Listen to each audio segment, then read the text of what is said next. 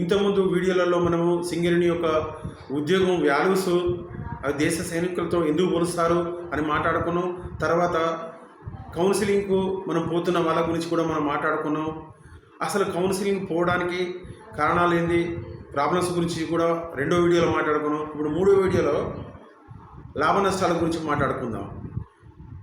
ఒక మనిషి రెగ్యులర్గా ప్రతి సంవత్సరం 192 అండర్గ్రౌండ్ అయితే 190 మాస్టర్స్ చేయాలని చెప్పి ఒక నిబంధన మన కన్నతల్లి లాంటి సింగరేణి చెప్పింది. అదే సర్వీస్లో పనిచేసే వాళ్ళకు 240 మాస్టర్లకు తగ్గకుండా చేయాలని చెప్పింది. 190 మాస్టర్లు తగ్గకుండా చేయాలన్నది 240 మాస్టర్లు తగ్గకుండా ఎంతైనా చేయొచ్చు. ఇక్కడ 190కి తగ్గకుండా 190 మీద 200 మీద ఎంతైనా చేయొచ్చు అన్నది. చూసారా ఇంత మంచి ఆప్షన్ ఇచ్చారు మన కన్నతల్లి లాంటి సింగరేణి. సో ఇక్కడ మనము అందరూ బేసిక్గా 190 అయిపోతే చాలు నాకు అని అనుకుంటారు. ఓకే, 190 అయితే ఫస్ట్ సంవత్సరం 190 చేయాలనే ఉద్దేశంతో టార్గెట్ తోటి కష్టపడి కింద మీద పడి అపసూపాలు పడి జ్వరం వచ్చినా చేత కాకుండా చేతనైనా గోరీలు మింగుతూ డ్యూటీలు చేస్తాం. ఓకే, 190 అయిపోతుంది. 190 కన్నా మన టార్గెట్ అసలు యాక్చువల్గా 26 మాస్టర్లు చేయాలి మనం నెలలో. 26 మాస్టర్లలో కనీసం ఒక 2 రోజులు ఆరోగ్యం బాగాలేక 3 రోజులు ఆరోగ్యం బాగాలేక మనం ఉండాలి. కానీ ఒక 5-6 రోజులు ఉండడం వల్ల పేమెంట్ నష్టపోమా? ఎంత నష్టపోతాం ఒక్కసారి ఆలోచించండి. ఒక మాట అనుకుందాం, మనము ఒక ఎగ్జాంపుల్ అనుకుందాం. నేను బేసిక్ గురించి మాట్లాడడం లేదు, అలవెన్స్ల గురించి మాట్లాడడం లేదు. బేసికల్గా మనకు ఒక మనిషికి ఇప్పుడు వచ్చే జనరల్ అసిస్టెంట్ కానీ సీనియర్ జనరల్ అసిస్టెంట్ కానీ కేటగిరీ వాళ్ళ కానీ అందరినీ కలుపుకొని నేను బేసిక్గా 2000 రూపాయలు ఫర్ డే మాస్టర్ అనుకుందాం. ఫర్ డే 2000 బెనిఫిట్స్ గురించి కూడా మాట్లాడడం లేదు. జస్ట్ 2000 ప్రతిపాదికన తీసుకున్నాను ఒక మాస్టర్ వ్యాలు. ఇందులో సీనియర్లు ఉండవచ్చు, లేదా జూనియర్లు ఉండవచ్చు, లేదా ఓ 10 సంవత్సరాలు కంప్లీట్ చేసిన వాళ్ళు ఉండొచ్చు. ఒక మాస్టర్ వ్యాలు 2000 ఇంటూ నెలకు 5 నాగాలు చేసినప్పుడు 5 నాగాల కాస్ట్ వచ్చేసి 10,000 అవుతుంది. 5 రెండ్ల 10,000 ఒక నెలకు అయినప్పుడు 12 నెలలకు ఎంత అవుతుంది? 1,20,000 అవుతుంది. 1,20,000 12 నెలలకు అయినప్పుడు మనము నాగాల పరంగా 1,20,000 కాకుండా ప్లస్ ఇంకొక విషయం ఇక్కడ మనం మాట్లాడుకోవాల్సింది ఉంటుంది.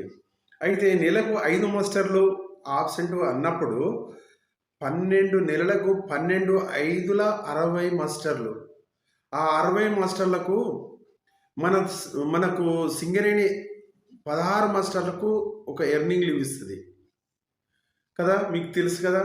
ఈ 16 మాస్టర్లకు ఒక ఎర్నింగ్ లీవ్ అయినప్పుడు 60 రోజులకు ఎన్నైతాయి? 4 ఎర్నింగ్ మాస్టర్లు వస్తాయి. అంటే ఆ 60 మాస్టర్లకు ఈ 4 మాస్టర్లు యాడ్ చేసినప్పుడు 64 మాస్టర్లు అనుకుందాం.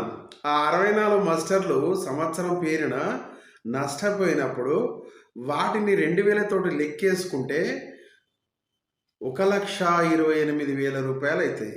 రఫ్లీ మనం 1,30,000 వేసుకుందాం. Okay, clarity very clear. అయితే వీటికి మరి అందులోకి వెళ్ళి సిఎంపిఎఫ్ కూడా పోవాలి కదా.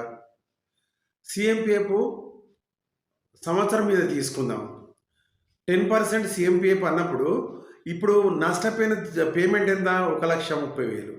అంటే సిఎంపిఎఫ్ ఎంత పోతుంది? 13,000 రూపాయలు సిఎంపిఎఫ్ జమ కావాల్సింది. అది కూడా కాదు, అది నష్టమే అన్నట్టు మనకు. సెకండ్, మన కన్నతల్లి లాంటి కంపెనీ మనము సిఎంపిఎఫ్లో 10% కలిపినప్పుడు తాను తన కాంట్రిబ్యూషన్ 10% కూడా కలుపుతుంది. అది మీ అందరికీ తెలుసు. అంటే ఎంత? ఇప్పుడు మనం లాస్ అయింది 13,000 అయితే మన కన్నతల్లి కలిపేది 13,000 అనుకుందాం. కాంట్రిబ్యూషన్ చేయాలి కదా. ఆ 13,000 ఈ 13,000 ఎంత అవుతుంది? 26,000. అంటే ఒక సంవత్సరానికి జనరల్గా మనము 26,000 రూపాయల సిఎంపిఎఫ్ లాస్ అయినాం. ఓకే, ఈ 26,000 సిఎంపిఎఫ్ 10 సంవత్సరాలకు వేసుకుంటే ఎంత అవుతుంది? 2,60,000 రూపాయల సిఎంపిఎఫ్ నష్టపోతాం మనం. అర్థమైంది కదా? 2 సంవత్సరాల సారీ 26,000 ఇంటూ 10 సంవత్సరాలకు 2,60,000 అయినప్పుడు 10 సంవత్సరాలకు మనకు 2,60,000. మరి లైఫ్ అంతా అంటే ఇంకో 20 సంవత్సరాలు చేసేది ఉన్నది. నేను 10 సంవత్సరాలు లెక్కేశాను. ఇంకా 20 సంవత్సరాల వరకు ఈ 2,60,000కు వడ్డీ ఎంత? అప్పటి వరకు ఎన్ని లక్షలు జమ అవుతాయి? ఎంత లాస్ అవుతాము అనేది ఒక్కసారి మీరు మనస్సు పెట్టి ఆలోచించండి. ఓకే, అది సిఎంపిఎఫ్ సంగతి పక్క పెడదాం.